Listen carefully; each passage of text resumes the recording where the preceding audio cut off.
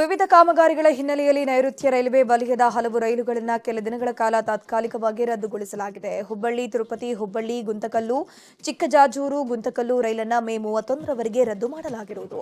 ಹಾಗೆಯೇ ಹಿಂದೂಪುರ ಗುಂತಕಲ್ಲು, ಬೆಂಗಳೂರು ಅನಂತಪುರ, ಅನಂತಪುರ ಬೆಂಗಳೂರು ರೈಲುಗಳನ್ನು ಮೇ 31ರವರೆಗೆ ರದ್ದು ಮಾಡಿರುವುದಾಗಿ ನೈಋತ್ಯ ರೈಲ್ವೆ ಪ್ರಕಟಣೆ ತಿಳಿಸಿದೆ. ಮುಂಗಾರಿಗೂ ಮುನ್ನವೇ ರಾಜ್ಯದಲ್ಲಿ ರಸಗೊಬ್ಬರದ ಅಭಾವ ಶುರುವಾಗಿದೆ. ಮಧ್ಯಪ್ರಾಚ್ಯ ದೇಶಗಳ ಸಂಘರ್ಷದ ಬಿಕ್ಕಟ್ಟಿನಿಂದ ರಸಗೊಬ್ಬರ ಸಮಸ್ಯೆ ಉಲ್ಬಣಗೊಂಡಿದೆ. ರಾಜ್ಯದಲ್ಲಿ ಸುಮಾರು 38,000 ಟನ್ ರಸಗೊಬ್ಬರದ ಕೊರತೆ ಇದೆ. ರಸಗೊಬ್ಬರ ಸಿಗದೆ ಧಾರವಾಡ ಜಿಲ್ಲೆಯಲ್ಲಿ ರೈತರು ಕಂಗಾಲಾಗಿ ಹೋಗಿದ್ದಾರೆ.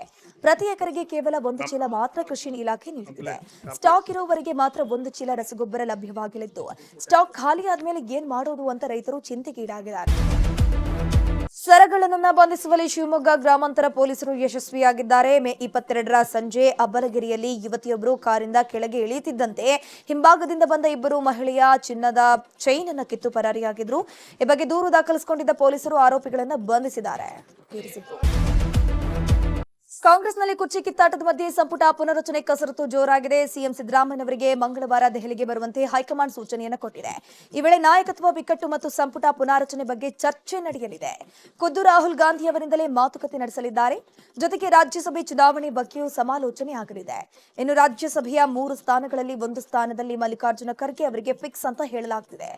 ಇನ್ನುಳಿದ 2 ಸ್ಥಾನಗಳಿಗೆ ಅಭ್ಯರ್ಥಿಗಳ ಆಯ್ಕೆ ಕುರಿತು ಚರ್ಚೆಗೆ ಸಿಎಂಗೆ ಹೈಕಮಾಂಡ್ ದೆಹಲಿಗೆ ಬರೋಕೆ ಸೂಚನೆ ಕೊಟ್ಟಿದ್ದಾರೆ. ಸದ್ಯ ರಾಹುಲ್ ಗಾಂಧಿ, ಕೆಸಿ ವೇಣುಗೋಪಾಲ್ ನಡೆ ಕುತೂಹಲವನ್ನು ಕೆರಳಿಸಿದೆ.